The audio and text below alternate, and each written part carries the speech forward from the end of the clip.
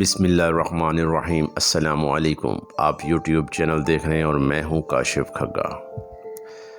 آپ نے عاشق رسول غازی علم دین شہید کا نام تو بہت دفعہ سنا ہوگا، لیکن ان کے بارے میں کچھ معلومات آپ کو نہیں پتہ ہوں گی کہ وہ غازی علم دین شہید کیسے ہوئے، کب ہوئے اور کہاں ہوئے۔ تو آئیے آج ہم اس کے بارے میں آپ کو پورا واقعہ سناتے ہیں۔ رحمان منذب صاحب راوی ہیں، کہتے ہیں کہ غازی علم دین 4 دسمبر 1908 کو متوسط طبقے کے ایک شخص طالع محمد کے گھر لاہور میں پیدا ہوئے۔ یہ ان کے دوسرے بیٹے تھے، نجاری پیشہ تھا، عزت سے دن گزر رہے تھے، ایسے نامور نہ تھے، وہ اپنے محلے تک ان کی شہرت محدود تھی، یا پھر لاہور سے باہر جا کر کہیں کام کرتے تو محنت، شرافت اور دیانتداری کی بدولت مختصر سے حلقے میں اچھی نظر سے دیکھے جاتے۔ اس زمانے میں مسجد محلے کے بچوں کی ابتدائی درسگاہ تھی۔ طالع محمد نے بھی اپنے بیٹے علم دین کو مسجد میں بھیجا تاکہ قرآن مجید پڑھے۔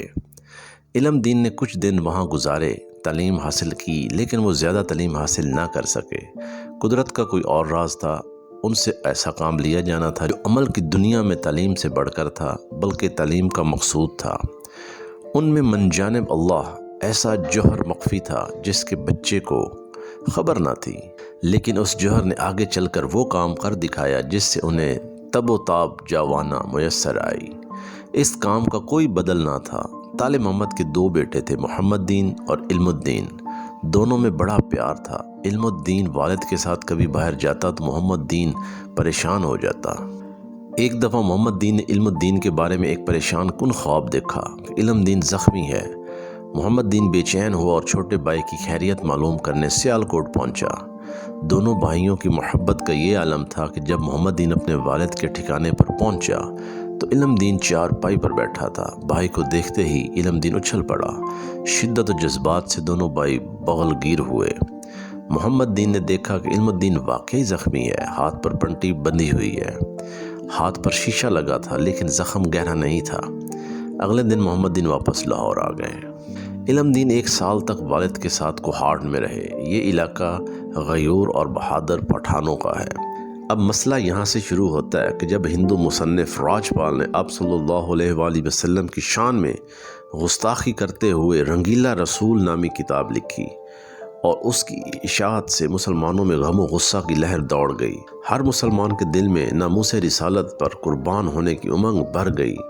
انگریزوں نے مسلمانوں کے جذبات کے پیش نظر راجپال کو گرفتار کر لیا، لیکن عدالت نے انہیں بری کر دیا۔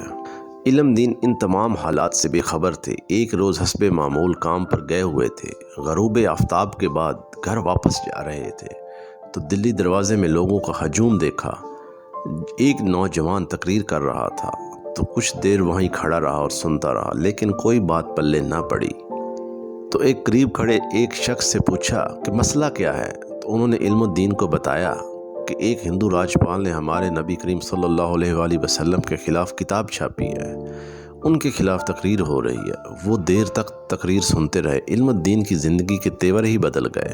پھر ایک دفعہ غازی علم الدین نے خواب دیکھا کہ ایک بزرگ فرماتے ہیں کہ علم الدین جلدی کرو، راجپال تمہارے ہاتھوں قتل ہوگا، قدرت نے یہ سعادت تمہارے ہی مقدر لکھی ہے۔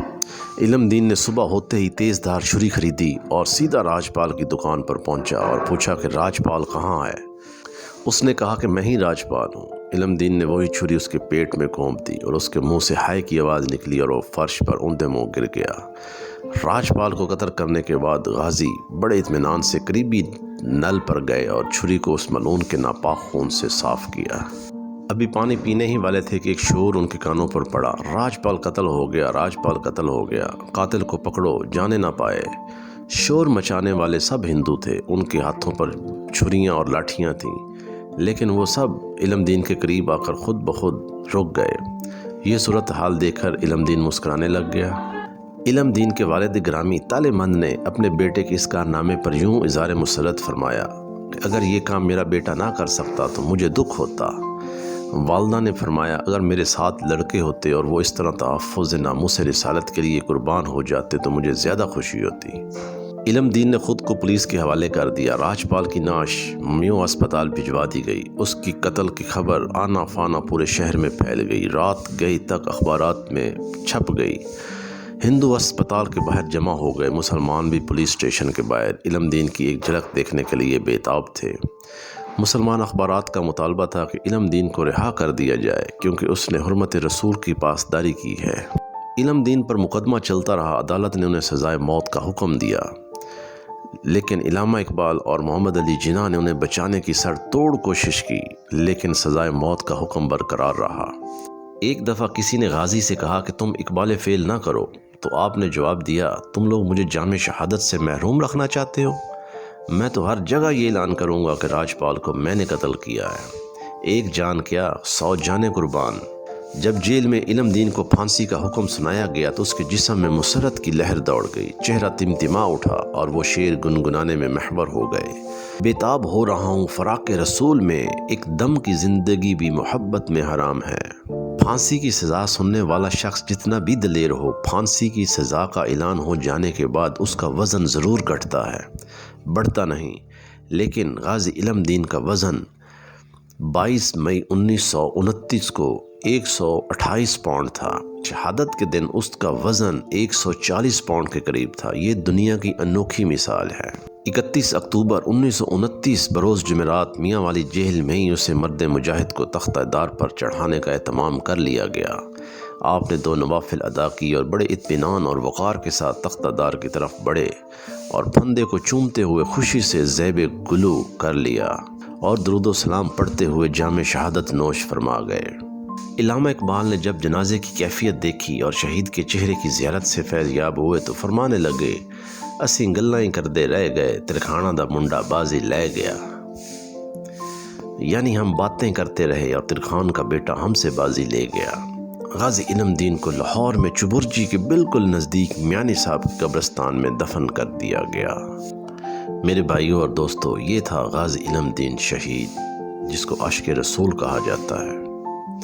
تو اللہ تعالیٰ سے دعا ہے کہ ہمیں بھی عملاً آپ صلی اللہ علیہ وآلہ وسلم کا عاشق رسول بننا نصیب ہو اور نیک اعمال کرنے کی توفیق ہو اور 5 وقت کا نمازی بننا نصیب ہو، اور جب ہمارا آخری وقت ہو، خاتمہ ایمان پر ہو اور زبان پر صرف ایک کلمہ ہو، لا الہ الا اللہ محمد الرسول اللہ۔